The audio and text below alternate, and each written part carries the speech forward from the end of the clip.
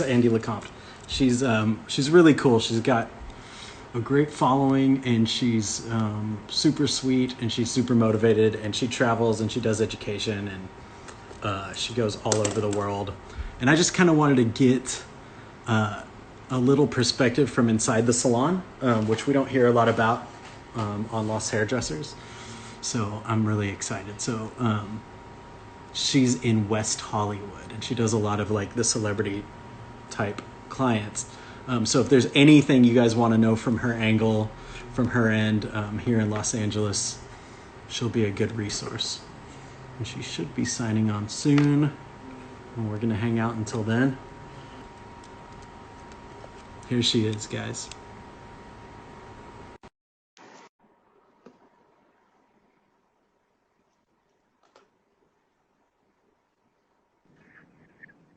Hi. Hey, how are you? I'm doing well. How are you? Good. Can everybody hear me? I can hear you fine. Okay, perfect.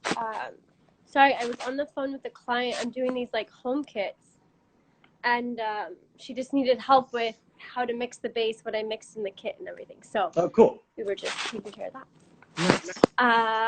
Okay, I'm gonna set this up. I have it on like a blanket. Get comfortable.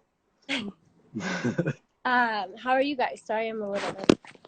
Good. So far, so good. We've been hanging out, telling people about kind of who you are and getting them ready. Cool. Yeah. So yeah, I'm Bianca Hillier. A lot of people know me as Bianca Color, and I am a colorist. I'm based at Andy Lecomte Salon in West Hollywood, and I also work in the Middle East a lot. So I've been doing this now. I'm gonna age myself. I've been doing this for a long time. I was at Sally Hirschberger for 7 years, and now I've been at Andy Lecomte for, oh my God, it's going to be the start of my 5th year this July. Okay. Always in LA, right? So I'm born and raised out here. My family's still out here. I live, on the west side over here, Beverly Hills, West Hollywood. And my salon that I'm at here is in like West Hollywood, Beverly Hills.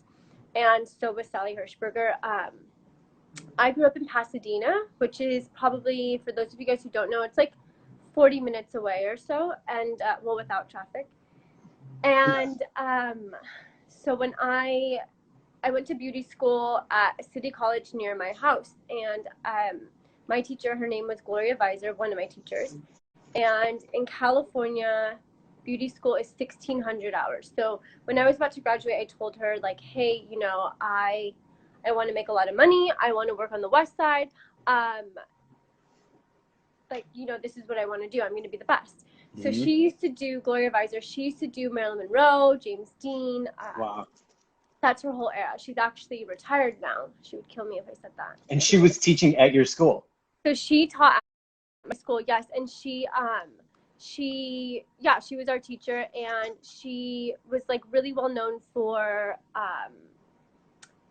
like bleaching and styling. But I thought that because she was so good at styling, and that's kind of like what she taught in her classes, I thought that I was going to be getting hired as a stylist. So so I was about to graduate, and I told her, I want to be the best, this and that, whatever. So the next day, she told me, she's like, you have an interview at Sally Hirschberger, but that's all I can do. Whatever they say you're doing, do it. And I was like, mm-hmm. Whatever the hell that means, right? Like, I don't know. So, so I go to my interview, and the only assisting position available was for coloring under this woman named Suleika Hilton, who I assisted for. And so in my interview, she's like, okay, so tell me why you want to do coloring, this and that, blah, blah, blah, all this stuff about coloring. And I'm like, are you fucking kidding me? Like, I want to be a barber. And so then slowly but surely so usually it's a 5 to 10 day trial period without pay. Okay. And then you get hired. So I ended up getting hired the day of with Suleika, and I was with her for 2 years. And most color assistants in the salons that I worked at assist for, like, on the very low end, 3 years, but usually 4 or 5 years are what the color assistants do. And so I was with her for 2 years, and then I went on the floor. I started taking my own clients, and that's when, you know, we're commission based. So if we're not busy, we're not making money, right? So Sure. I was like a real starving artist. So at that point, I was like trying to figure out like how the hell am I gonna like make money? How am I gonna get a clientele? So this is kind of in the beginning of Instagram and really social media. Before, what we really had was like Facebook or MySpace, right? So long ago, and instant messenger. And so Instagram was a little bit newer then, and so I started seeing like a bunch of these like beautiful girls and all these models and all this kind of stuff, and that's really what I wanted to do with like editorial coloring for like, you know, a product campaign or, you know, stuff like that. And I know you posted today Ghana, who has done like Prada and Gucci and stuff like that. So I'm doing it. But so back then, I didn't have a clientele. So I was like, okay, well, how am I going to get these girls to come and see me? Like, I had no like clout, you know? So I saw, if you guys know Rocky Barnes, I think she's my last post that I did. Rachel Barnes, I saw her in a music video for Justin Bieber, and she is, if you guys look at her, she's Asian, and she has black hair, and it was like probably to here. And so I was like, I think, and she's like tan, she's beautiful. I was like, I think she'd look really good blonde. So I contacted her and was like, hey, I want to do your hair. I want to make you blonde. And she's like, really? Like, you know, tell me why, you know, whatever. So I did. And I was just So like, did you just contact her through her Instagram? Yeah, this is before like direct message or anything. I found out who she was in the music video. I like did some research, and then I found her name, and you know, and I dug up her Instagram. I found it, and this is, yeah, there was no direct messages yet, nothing like that. So her email was in her bio. Remember when you guys used to do that, right? So so I emailed her. I told her all this, and she's like, okay, you know, whatever. So I was like, hopefully she'll come. So I think it was even the next week, I saw her names on my book, and I was like, oh my God, she's coming. So, long story short, she came to me, we made her blonde, and if you guys see her now, she's she's not as blonde as what she used to be, but back then we were making her like very, very blonde, and her agency loved it. She had to take new digitals that day because she went from black to blonde. Her agencies loved it and were like, her agent was like, who did your hair? We need them to do all the models. So then that's kind of how that started. And then this model leaves to that agency and so on and so forth. And then their agent likes it. And that's kind of how it just crumbled. How far into your career did Rocky Barnes happen? I probably was 21. I was a baby. I think probably like the year that I had stopped assisting. So about 3 years into my career, I would say, or so, like 2.5, 3 years. So have you always been like have you been like always an ultra confident person? Like ready to tackle big things? I think yes. I'm gonna turn up my volume a little bit.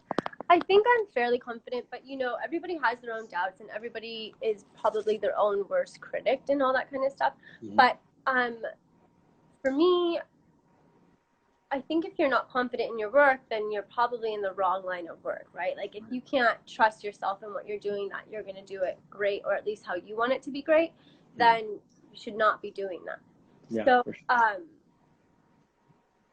So yeah, I would say that I've been fairly confident, and I you know, how I reached out to Rachel, that's also how I've gotten a lot of my other clients, bloggers and, you know, social like clients, so to speak. And I think a lot of it has come now that my work speaks for itself, and I know that, you know, I am confident in my work, and much more now so than when I had first started, right?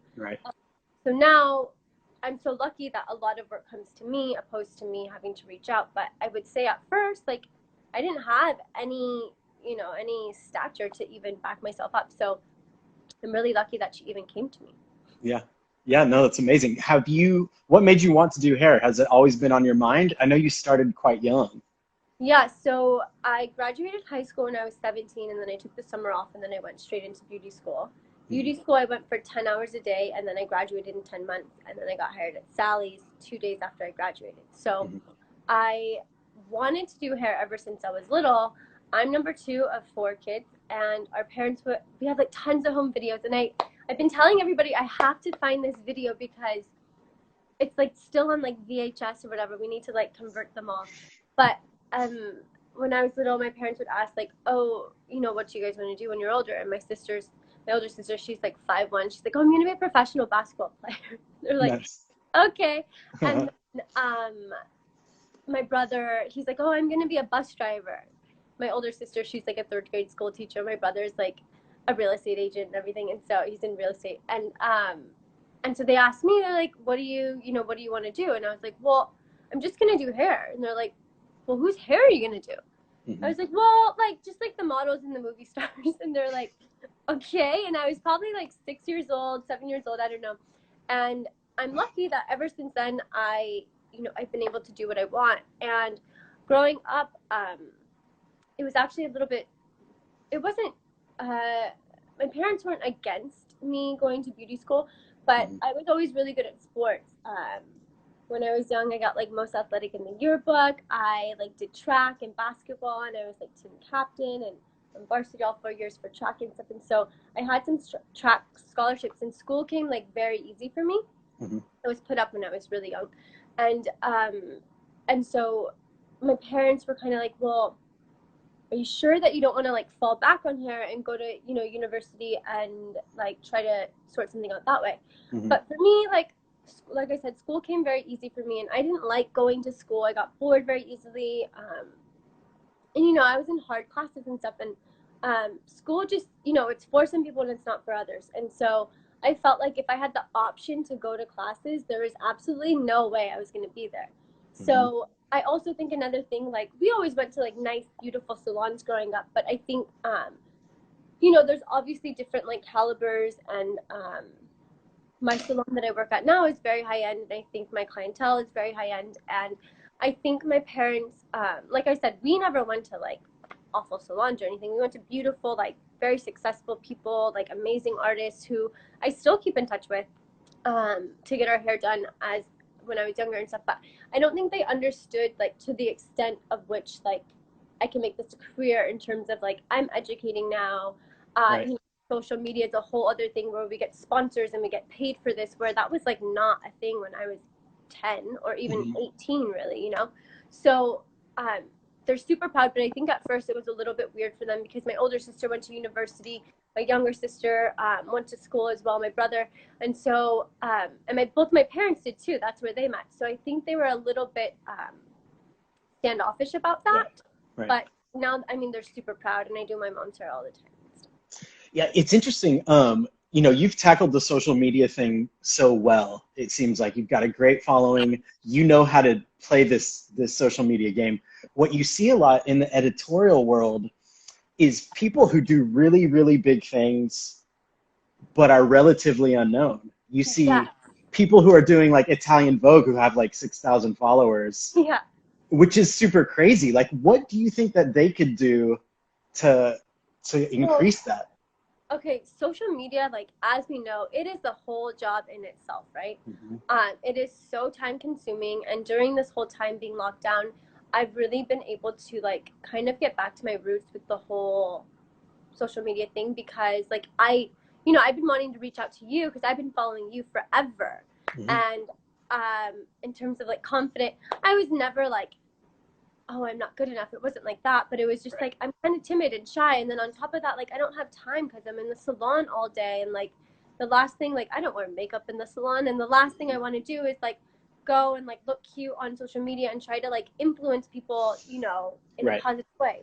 And so it is a whole job. So I think, like I said, being during, in lockdown, it's been a good time for me to kind of sit back and think like, how did I originally get like such high engagement, and how did I originally get these followers and more clients and all that kind of stuff.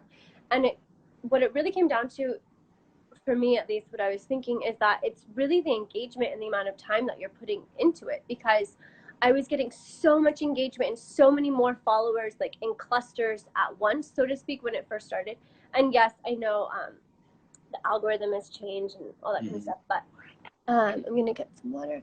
But I think that the amount of time that you put into it really, really does affect the outcome that you're gonna get, because people want to see you know, fresh content. People want to see you. And for like years, I was so anti. I was like, I'm not going to post a photo of me. Like I'm too like mysterious or whatever. But like so many people were like, we want to see who you are. We want to see who you are. And I would get new clients that would come into the salon and they'd be like, oh, I'm here for Bianca. And I would like seat them and they thought that like I was the assistant or something.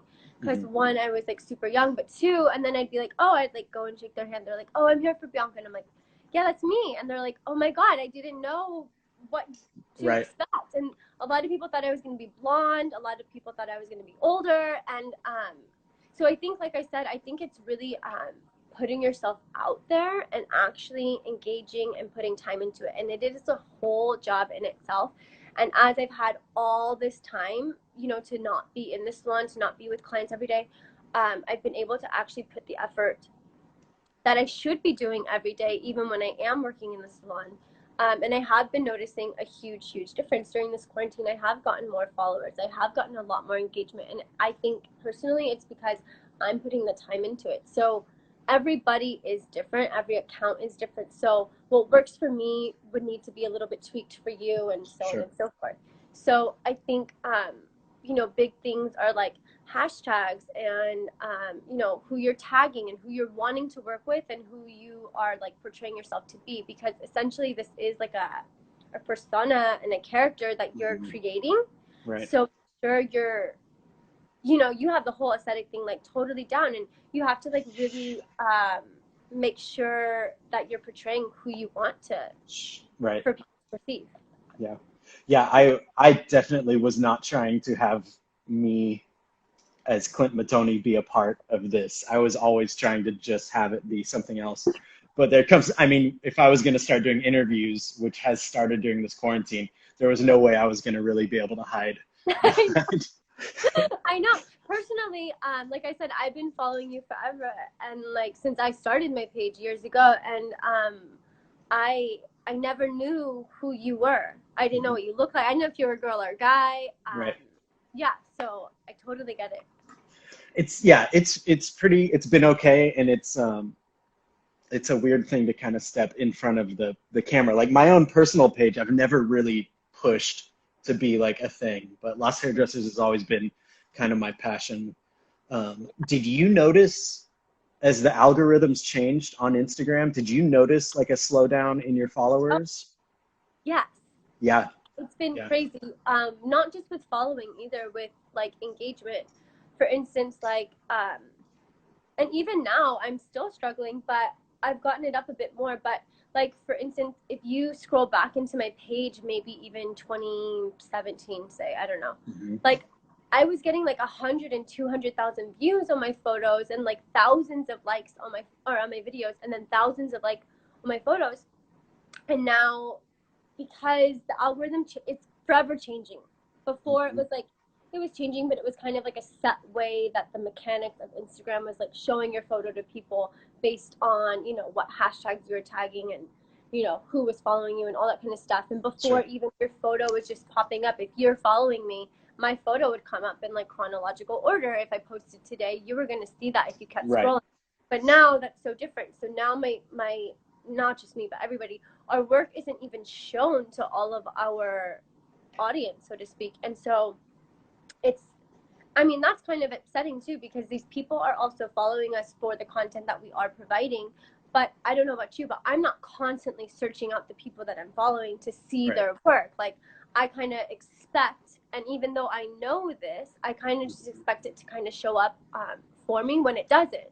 Totally. So, yeah, so I definitely have noticed a difference in engagement and also the content that I'm being shown. I'm noticing a difference in, like I said, if I'm not constantly searching or constantly tagging, say, like, you know, Olaplex or, you know, the things that I'm constantly working with, I do tag in my photos. I'm constantly seeing those in my feed, whereas I'm not seeing Lost Hairdressers because I'm not tagging you in all of my photos because, you know, I maybe didn't collab with you on that or whatever. So, yeah, and then I know also the Explore page, I haven't even totally figured out what keeps showing up on my Explore page because sometimes I just don't know.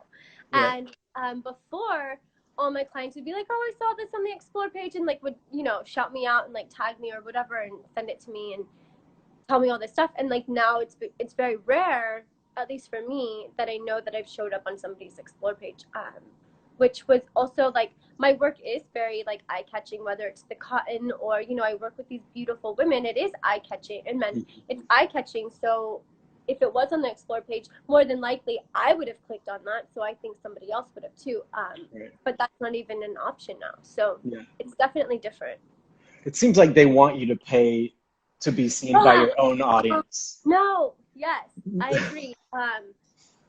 Yes, I agree. I get more and more ads, which didn't they promise years ago? We're not doing ads, you know, la la la, whatever. But now, yes, I'm getting all these ads all the time, and also, yeah, I am a business page, and I know not everybody is, but most people in our industry are, and I do know that they are wanting us to pay to get that audience, like you're saying, to really disperse my work and show it.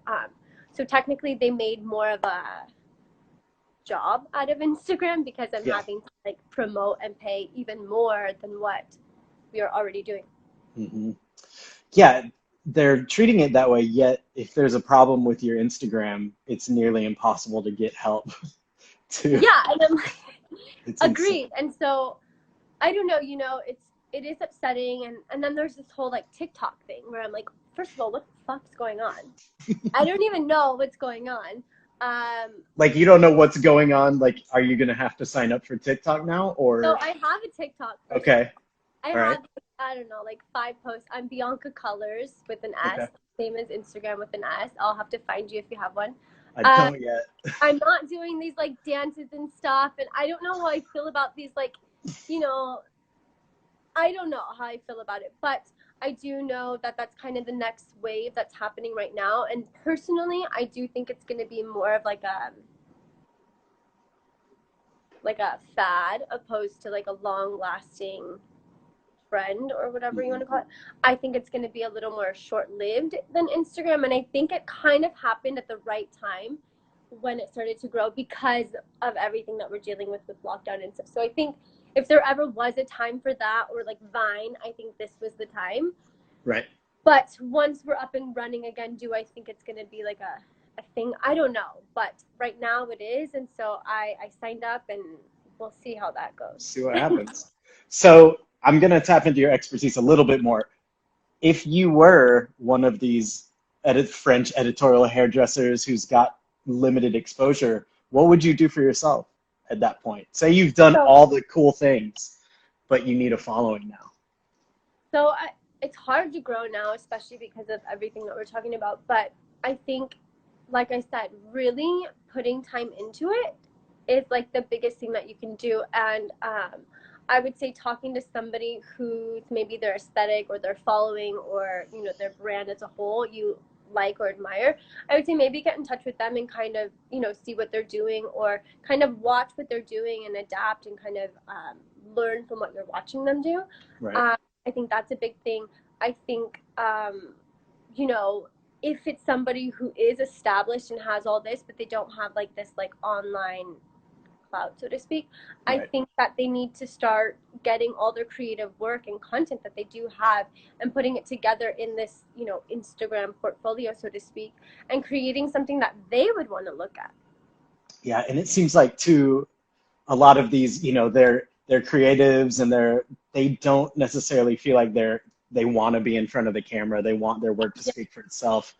But you almost have to create, like you said, a personal brand. You've got to put yourself in front of the camera sometimes. It's crazy how the world has created this like online, like this online world that we have now, this digital life that we have. And yeah, everyone, obviously we're like humans in life, but everybody has this online persona, and you kind of have to like, create who it is that you would like to be in this digital life, and kind of figure that out and go from there. But I would say, you need to be present physically in your online presence as well. Right. And I think a lot of people underestimate the power that having a following gives you, because I would love for it not to be a thing. But for instance, we interviewed Romina Manenti yesterday, and she's she is world class, a world class hairdresser, has done unbelievable things, and she's even started a product line. She's the girl from Paris. She's originally from Italy, but worked in Paris for a long Yeah, time. I was watching that. And her following, it's not super small, but relative to influencers, it's small.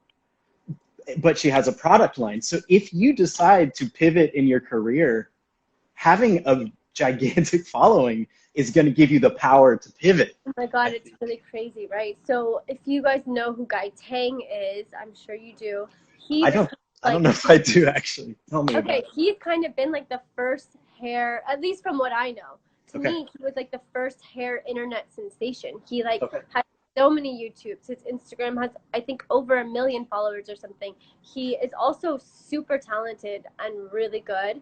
And I have met him in person, and I really love him. He's super sweet. He's super nice. He's smart. He has created this entire like online presence, and also now he has a color line called Guy Tang My Identity or something, My Identity or something like that. Anyway, it's his color line, and you know, when he launched it, everyone knew about it just because it was a thing. And Olaplex, when Olaplex first came out, they came to like Tracy, Guy Tang, Tracy Cunningham, Guy Tang. They came to Sally Hirschberger's salon, which is where I was at the time. They came to, I think, Chris McMillan and a few of the really high-end salons at the time, and got in touch with the really high-end artists, me, kind of the ambassadors who are now, but also from prior. And they kind of were like, here, try this out, whatever. And then that's also how Olaplex exploded. Like you're saying, they kind of attacked the social media world, the digital life. And that's really, really, really how it exploded. And that's how I super got started working with Olaplex. And now I travel the world with them and I educate and I'm an ambassador. That's really interesting. That's cool. I'm glad we touched on that. Tell me about your traveling. So you go to, you said Bahrain? Yes, I go to Bahrain and I work out there. I was doing Dubai for a while. And when I go to the Middle East, I taught one class in Dubai. But when I go to the Middle East, it's like I'm going to see clients. So how I am in LA and how I am in the salon, that's how similar. That's how it is when I go there and I'm seeing clients and stuff. It was crazy when I first started working out there. I was actually launching Olaplex in Dubai, and we had a 3-day conference. And the salon owner in Bahrain came to me, and at the end of, you know, we had to give a speech. Slim Color, she's amazing. I'll try to tag her, or if my assistants are watching, they can tag her. She's amazing, and so her and I kind of launched Olaplex with this guy Jordan, kind of all around the world with Tracy and Guy as well. And so we went to Dubai, and that's where we were launching it for all of the Middle East with this distribution group called the Nazi Group. And I was on stage, and we were talking to like 10,000 people, and we explained what Olaplex was, how it worked, all that kind of stuff. And then from there, at the end of the day, the salon owner came to me, and she's like, I am moving you out here, you know, la la la. And I was like, no, but I'll come and work out here. So we stayed in touch. She built a new salon, and then when she did, that's when I had gone to visit. I was working in Bahrain, and then when I was doing that, I did a social media takeover for Main Addicts, and Jen Atkin, who everyone knows owns Main Addicts or started it, she was in Dubai with Desiree, who cuts my hair, and the model you posted, she cuts her hair. And I was doing a takeover, and Jen and them were watching with the salon owner in Dubai, and the salon owner was like, she's an artist, we have to get her out here now. So then the next visit, I was going out to Dubai, and that's kind of how I started going out there.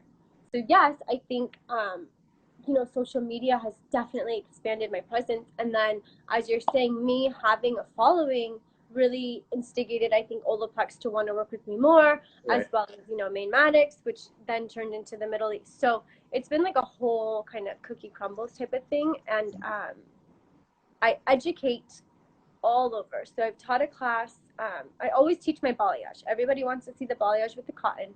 Oh, there's Slim. So yeah, that's who came with me to the Middle East. She showed me for the first time. She had been going with Tracy and Negan for years before I'd ever gone. She's an amazing colorist at Negan Zand, right? Yeah.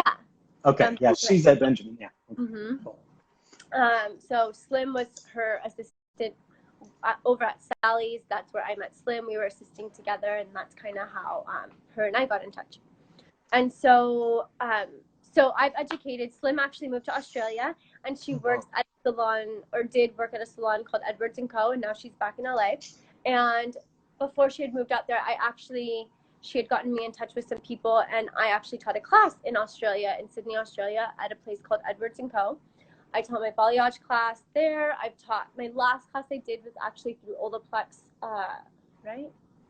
Yeah, in Maui, just this past October. Before that, I did a class in Denver. So it's been kind of cool. I've been able to kind of pick and choose where I want to go, and teach classes kind of all over the world, and kind of just educate, which has been also a weird like sector of the industry, because I think how we're touching on social media, I think before, at least when I was an assistant, I think everything was a lot different, and sharing your formula, like, not a thing. Like, my boss did not want to share her formula.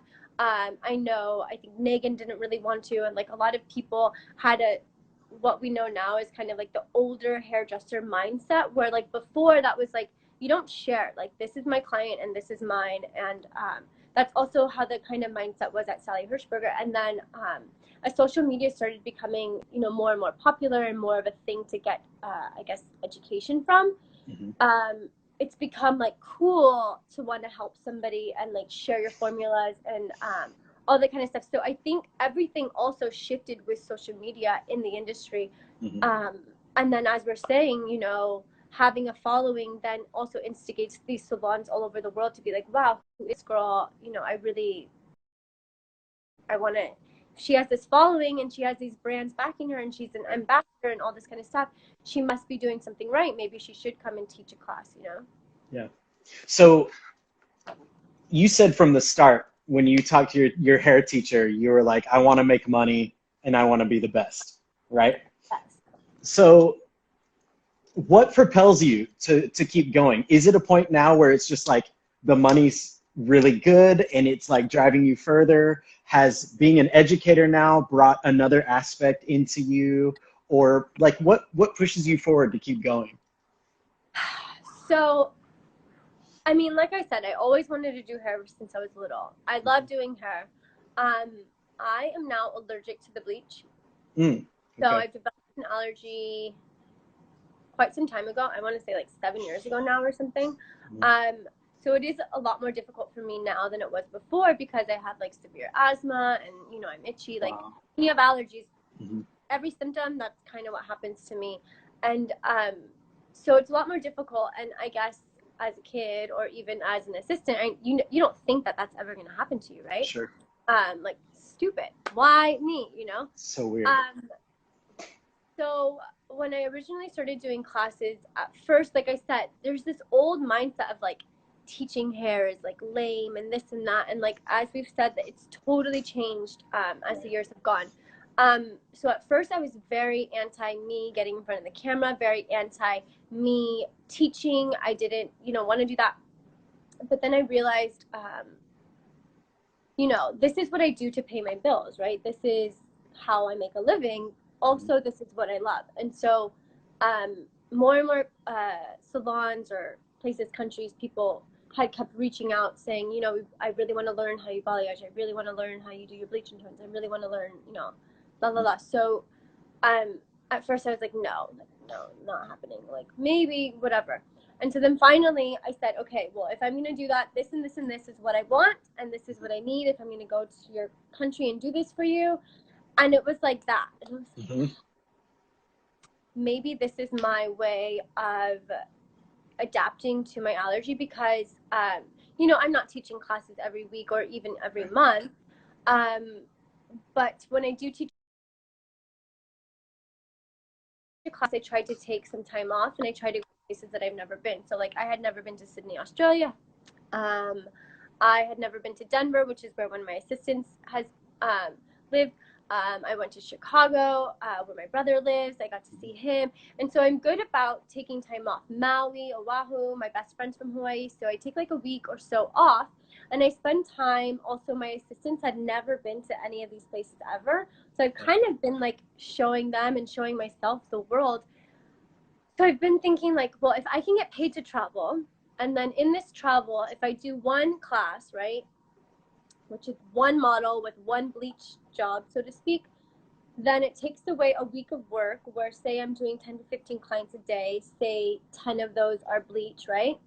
Then 10 times 5 is 50 times 2 for 2 weeks. Then that's 100 bleach jobs that I could be nearly done with just one, and I make the same amount of money in, you know, less time, and I get time off and all that kind of stuff. So that was kind of why I started teaching, because I had to figure something out to adapt a little bit and also to still stay relevant and stuff. So that's been a turning point in my career that I really had to like adjust, because I was very anti and did not want to do that. But now that I've been doing it, it is a lot more rewarding than I expected. And it is really sweet when people are like tagging me and they're like, oh my God, look what I did. Like, Oh yeah. So like it's, I don't know, it's really cute, and I didn't think that I was going to feel that way, but I do. So Well, people underestimate the value of sharing and the value of teaching. yeah. Hardcore. Because there's really nothing more validating than sharing knowledge with someone and having it affect them. It makes you stronger, makes you more confident. And also I learned. I totally Absolutely. Because you could be doing something forever. You could be cutting a bob forever and cut great bobs. Once you have to explain what you're doing and why, and you have to, it's a whole other story. What am I doing? Yeah. Yeah. It is a whole different world, you know, and even just having to talk through the steps over and over, like you're saying, having to explain it to somebody, I'm like, wait, I'm pulling the hairline because I want it this way, because of, you know, and it really takes a step back to be like, okay, this is why I'm doing what I'm doing, and I know that now. Yeah.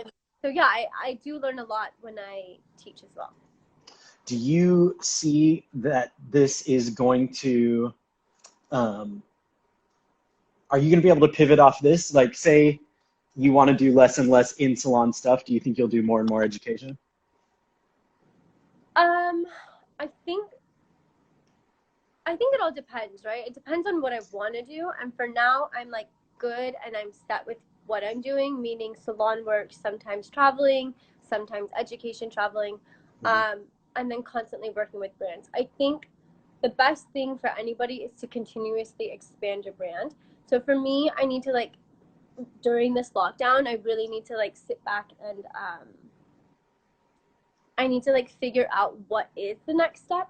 So I'm not signed to an agent or an agency, and that probably is the next step for me. And I've been saying that for a while, but I've been lucky that a bunch of things have kind of come to me. Like Olaplex came to me, and you know, I met Fremar through Olaplex in the Middle East, through, you know, all this kind of stuff has kind of come to me, and Redken, and so I'm super lucky. And it's really humbling to have to reach out to somebody like I did with you. It's like, oh my God, back to the basics. Like, I want to work with you, so I'm going to have to apply a little bit of effort, because not everything is going to always come to me. So with that, I'm going to kind of have to figure out what exactly I want to do next. But for now, I am really happy with what I've been doing.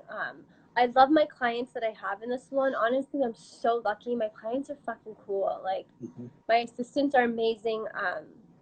Rachel's been with me for about 4.5 years, and Madison's been with me for almost 3 years now, and that's a long time. And I have a great team, and anybody who is in my industry, or even any industry, you know how hard it is finding good help, right? And they've been amazing. So you know, I always want to make sure that what I'm doing is also going to allow them to move forward as well, because they've helped me so much in my career. And as far as like the next pivot point, like I said, I kind of have to figure that out. I don't exactly know, but I do think that getting an agency would be a big step in the right direction. I think that I need to figure out, because I'm working 4 days in the salon. Before I was working 5 days for like 10 years. And so I changed about 2 years ago or something. I changed to working a 4-day week, which has been like life changing. Let me tell you, a bunch of my friends have been working 4 days for like ever since I've ever known them, and they're like, what are you doing working a 5-day? What do you? And I'm like, I don't know, like I'm just so busy, I'm fully booked, like why not? And now I'm like, what the hell was I doing? Because, you know, we're standing all day. And then on top of that, on top of everything of just working, like we're standing for like 10 to 12 hours a day. And on top of that, throw in like allergies, you know, and it really does. Like I have severe asthma, so my throat will close in, which also makes things really hard. And I don't want people to like pity me or to, you know, feel bad. Like I choose to do this. So like, don't feel bad for me, you know? Is But that a daily thing? Like, does it come up daily when you're working? Like, you it get comes hit? up a lot.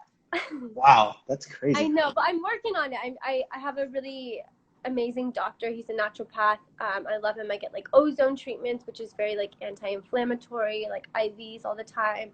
And I have, you know, an inhaler, and I take like, I don't know, like 17 supplements every day. Cool. My Yeah. assistant, so everyone at work, if anyone's watching me right now, they're probably disgusted because I'm like gagging when I take them. They're like, what is wrong with you? And it's been years and I still can't take them down. But yeah, so I'm doing everything I can to kind of help. And like I said, teaching classes helped. Taking a day off helped a lot. So I don't know if that means cutting down to a 3-day week and, you know, still really being there for my clients because, you know, I love my clients and I love doing what I do and I don't want to not do that. So I think if I were to just educate, I think it might be too soon for that because I don't think I'm there yet. Right. But we'll figure it out.